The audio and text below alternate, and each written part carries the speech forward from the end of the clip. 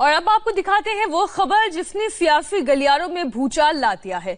अमेरिकी अखबार में छपी एक रिपोर्ट को लेकर बीजेपी और कांग्रेस सामने सामने आ गई है।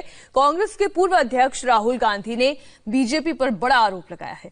राहुल गांधी ने ट्विटर पर लिखा, बीजेपी और आरएसएस फेसबुक और व्हाट्सएप के जरिए फर्जी खबरें और नफरत फैलाते हैं, जिसका जवाब कानून मंत्री रविशंकर प्रसाद ने भी एक ट्वीट के जरिए दिया।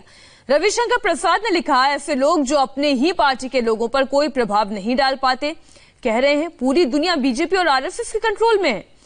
दरअसल द वॉल स्ट्रीट जर्नल ने हाल ही में एक आर्टिकल छापा था और इसमें यह दावा किया गया था कि फेसबुक बीजेपी से जुड़े हुए नेताओं की हेट स्पीच पर एक्शन देर से लेता है। रिपोर्ट में तेलंगाना से बीजेपी नेता टी राजा सिंह की एक पोस्ट का हवाला दिया गया था, जिसमें कथित रूप से अल्पसंख्यकों के खिलाफ हिंसा की वकालत की गई थी। टी राजा की पोस्ट का फेसबुक के एक कर्मचारी ने विरोध किया था और नियमों के खिलाफ बताया था, लेकिन भारत में फेसबुक के सीनियर अधिकारी अंदेखी दास ने इस पर कोई एक्शन नहीं लिया और कहा कि कार्रवाई करने से बिजनेस को नुकसान हो सकता है। सबसे पहले आपको दिखाते हैं कि राहुल गांधी ने अपने ट्वीट में क्या लिखा था।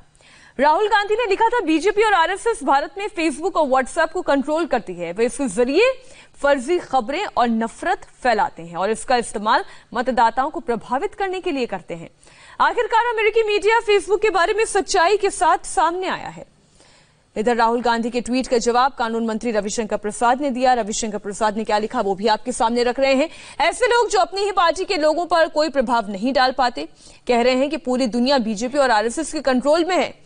आप लोग ही थे जो कैम्ब्रिज एनालिटिकल और फेसबुक अलायंस को लेकर रंगे हाथों पकड़े गए थे।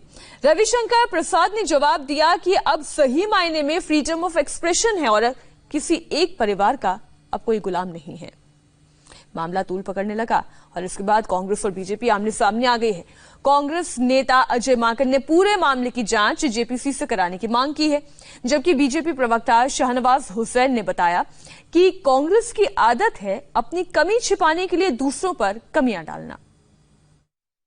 एक तरीके से डील हो रही है कि आप हमारे देश के अंदर हिंदुस्तान में माहौल खराब करें, घृणा का माहौल बनाएं, पोलराइज करें, हमारे समाज को जाति और धर्म के आधार के ऊपर बांटें, जो कि बीजेपी का और आरएसएस का एजेंडा है। और उसके बदले हम आपको हिंदुस्तान के अंदर एक इतनी बड़ी मार्केट है, इसके अंदर हम आपको फायदा पहुंचाते हैं। तो हम लोग ये जानना चाहते हैं कि वो बताएं कि अंखी दास की वो क्या बिजनेस इंटरेस्ट है जो कि इसको पूरा करने के लिए पूरी तरीके से एक आजादी एक तरीके से फेसबुक और व्हाट्सएप ने भारतीय जनता पार्टी और उनके नेताओं को दिया है। सीधा स्पष्ट इसकी इंक्वायरी होनी चाहिए। आज कांग्रेस पार्टी सीधे सीधे ये मांग करती है और जेपीसी के द्वारा होनी चाहिए। कांग्रेस पार्टी अपनी गलतियों की तरफ नहीं देखती है, कमियां आप में खुद है। आप अपनी कमियां नहीं देखते बल्कि इल्जाम तराशी करते हैं। फेसबुक व्हाट्सएप के बारे में उनके प्रवक्ता जवाब देंगे, लेकिन मैं मानता हूं कांग्रेस पार्टी से आज कांग्रेस का कार्यकर्ता रूठा है, देश की जनता रूठी है। राहुल गांधी जी के नेतृत्व को कांग्रेस स्वीकार नहीं कर रही, उनके कार्यकर्ता नहीं मान रहे, फिर वो अपनी कमियों को कभी भारतीय जनता पार्टी पर, कभी फेसबुक पर, कभी ट्विटर पर, कभी व्हाट्सएप पर जिम्मेदारी डालते हैं, खुद की कमियां नहीं तलाशते।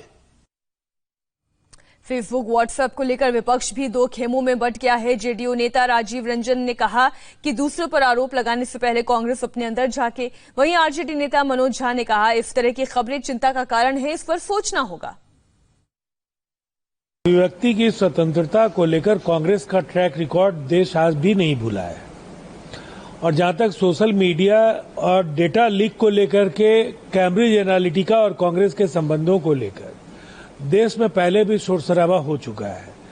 अब बहाने ढूंढने की जगह कांग्रेस को जनता के दिलों में जगह बनाने का काम करना चाहिए। हर सवाल के लिए एनडीए और भारतीय जनता पार्टी को कोसने के बजाय उन्हें अपने गिरेबान में झांकना चाहिए कि जनता ने उन्हें क्यों खारिज किया। खबरें आ रही हैं, वो किसी के लिए भी चिंता का विषय है ना। वो जो ऑलरेडी एविडेंस बेस्ड है, ये अफवाह की शक्ल में अब नहीं है।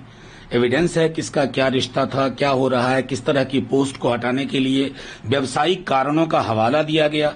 अगर अफवाह की पैरोकारी व्यवसाय का आधार बन जाए, जिससे खून खराबा हो, जिससे समाज बटे, तो मैं समझता हूं कि उसमें संदेश तो साफ है ना। इसमें तो कोई रॉकेट साइंस का ज्ञान चाहिए नहीं, एक किंडरगार्टन का बच्चा समझ सकता।